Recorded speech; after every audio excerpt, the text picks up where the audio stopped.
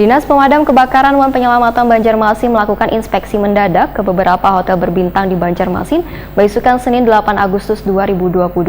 Dalam sidak tersebut didapati beberapa buah dan ketersediaan alat pemadam api ringan serta hidrannya kada berfungsi dengan baik. Pihak hotel pun diberikan batas waktu 45 hari untuk menindaklanjuti atau memperbaiki kelengkapan alat-alat pemadam kebakaran tersebut.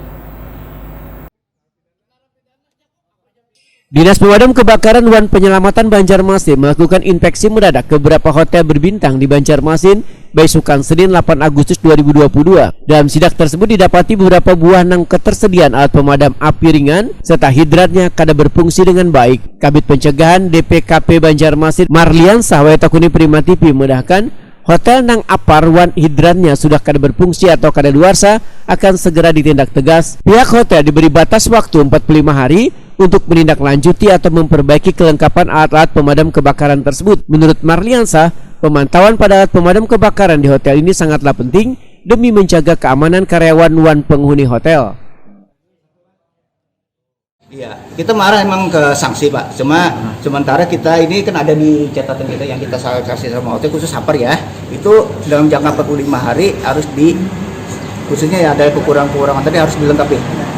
Itu untuk apa? Terus yang lainnya kita sarankan mungkin nanti kalau tindak lanjutnya mungkin kita turun lagi ke inspeksi lagi, tidak tindak lanjuti, mungkin kita berikan rekomendasi dengan pihak perizinan nanti di dinas PU kita di BPM.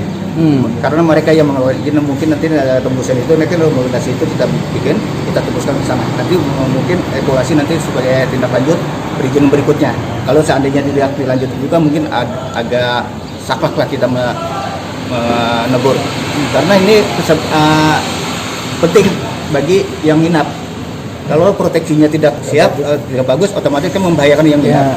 Kalau tidak berfungsi, termasuk apar tadi kan tidak, seandainya terjadi kebakaran itu tidak berfungsi, meskipun ada tidak berfungsi itu jadi sia-sia. Sementara itu ada 5 item perlengkapan pemadam kebakaran yang harus dimiliki hotel maupun gedung-gedung tinggi lainnya, yaitu apar, hidran, alarm, sprinkler, atau sistem otomatis penyiraman banyu wan proteksi kebakaran.